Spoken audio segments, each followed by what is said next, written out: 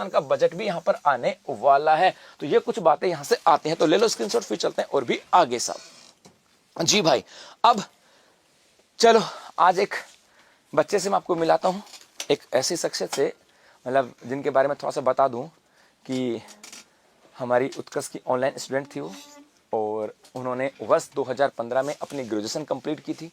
उसके बाद में 2017 में उन्होंने पीजी की और 2017 में उन्होंने नेट किया। 2017 में नेट करने के बाद में उनके माइंड में एक ही चीज़ थी कि मुझे बनना है कॉलेज लेक्चरर। तो फाइनली उन्होंने 2021 में, जब 2017 में उनका नेट हो गया था, क्योंकि कॉलेज लेक्चर के लिए मिनिमम जो क्वालिफिकेशन है वो नेट की आवश्यकता होती है, उसके बाद में उन्होंने 2021 में पेपर दिया, और 2021 में जब पेपर दिया उसके अंदर उनको हाथ लगी थी असफलता। लेकिन उन्होंने अपनी इन असफलताओं का जो बोझ होता ना, इन असफलताओं की जो रीजन था वो दूसरों पे थोपने के बजाय, हम कोई बार कहते ना यार पेपर टफ आया था, यार मैं जहाँ पढ़ा था उन टीचरों ने सही नहीं पढ़ाया होगा, यार मेरे नोट्स अच्छे नहीं थे, या मेरे पास टाइम नहीं था, मतलब उन्होंने अपनी जो असफलता के जो रीजन थे ना उनको उन्होंने दूसरों पे नहीं थोपे या उसका एक्सक्यूज नहीं ढूंढा।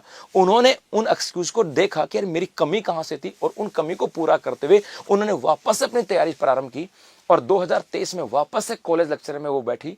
और जब कॉलेज लेक्चर में बैठी तो इस बार उनका सब्जेक्ट था इंग्लिश, और इस बार इस कॉलेज लेक्चर के अंदर उन्होंने राजस्थान के अंदर 3rd रैंक हासिल की थी।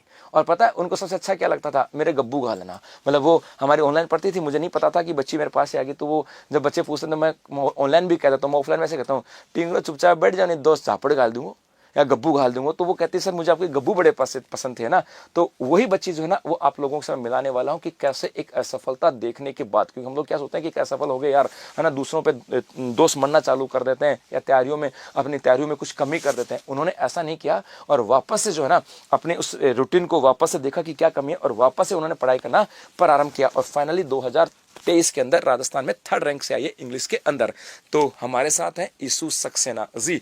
आइए ईसु, कैसे बचे? नमस्ते सर। नमस्ते, कैसे हो? बहुत बहुत थैंक यू आपकी क्लास में बुलाने के लिए, और मैं बहुत अच्छी हूँ। तो थोड़ा सा एक छोटी सी जर्नी आपकी कहाँ से स्टार्ट हुई, और कैसे आपने तैयारी कैसे की, और क्या एक छोटा सा संदेश है? जी सर, ग्रेजुएशन के सेकंड ईयर में मैंने ये डिसाइड किया था कि मुझे असिस्टेंट प्रोफेसर बनना है, तो तब से ये सपना था। फिर पीजी में जो मेरे जेएनयू डिपार्टमेंट इंग्लिश से मैं पढ़ी हूँ, तो वहाँ गुरुओं का मार्गदर्शन मिला, सतीश हरित सर, विभा मैम।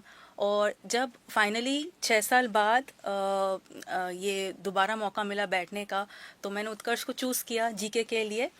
और इन सभी गुरुजनों का साथ है, ये सभी जानते हैं कि सर कितनी शिद्दत से और पूरी आत्मा डाल के हमें पढ़ाते हैं। और हम उन क्लासेस में भी देखते थे कि कुछ बच्चे आते थे, तो सर मतलब इतना था, एक मन में इच्छा जगी कि काश कभी मैं भी जा पाऊंगी क्या वहाँ पर। और मैं इतनी शुक्रगुजार हूँ अभी सर की कि सर ने मुझे मौका दिया, ये क्लास में बुलाया। और जैसा सर बता रहे हैं, रेगुलरली उनकी क्लास में अटेंड करती थी, और उत्कर्ष का जो जीके से मैंने लिया वो काफ़ी उसका योगदान है मेरी ये सफलता जब में। हमारे ऑनलाइन स्टूडेंट थे ना तो ये मैसेज करती थी सर ये समझ में आया, तो मैं कहता हाँ सक्सेना जी। अब मुझे नहीं पता था ना ये ईसु सक्सेना वही यार वापस मेरी क्लास में आ गया, तो मैंने हाँ सक्सेना जी, है ना, वही ना। जी जी बिल्कुल।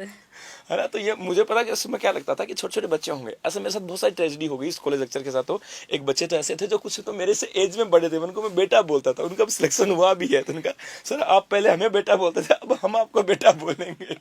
जी तो और हम लोगों का ना जो इशू के साथ हमारा एक बड़ा अच्छा खासा पॉडकास्ट भी है, और वहाँ पर हम लोगों ने एक मैसेज के कन्वे की बात भी की है, कैसे तैयारी करें, आप लोगों के लिए क्या मैसेज हो सकता है, आप लोग कैसे तैयारी करें, उसको लेकर के हमने एक बड़ा सा बनाया। तो आप हमारा वो पॉडकास्ट भी देख सकते हैं। ये एक मैसेज इसलिए था क्योंकि इनकी बड़ी दिली इच्छा थी कि सर मैं आपके साथ कभी ये मतलब ये मैं जो ना स्टेज है इसको साझा करूँ, है ना, ऐसी इच्छा थी ये। जी जी बिल्कुल, ये सपने जैसा है। मैंने सर को बोला सर सेलिब्रिटी से मिल रहे हैं, ऐसी फीलिंग आ रही ऐसा है। नहीं है, मतलब ये इनको लगता है भी हम सेलिब्रिटी है, बाकी इनको पता है, ये देखो ये डोपे पठे, ये जो सामने डोपे है ना, ये सबके सब डोपे हैं, है ना। ये इनको कोई तो मुझे कोई फूफा बोलता है, कोई ये काका बोलता है, कोई ये ताऊ बोलता है, एक छोरी आती है वो फूफा राम राम।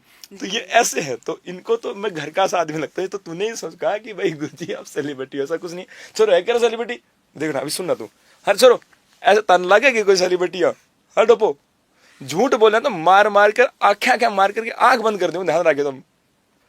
ऑनलाइन मारूंगा, आंख ओडेक तो तारी होगी, ओडी कर दूंगा। सही बताना हूँ क्या सेलिब्रिटी नहीं बना, सही बताना, झूठ नहीं बोला, कुट्टू नहीं।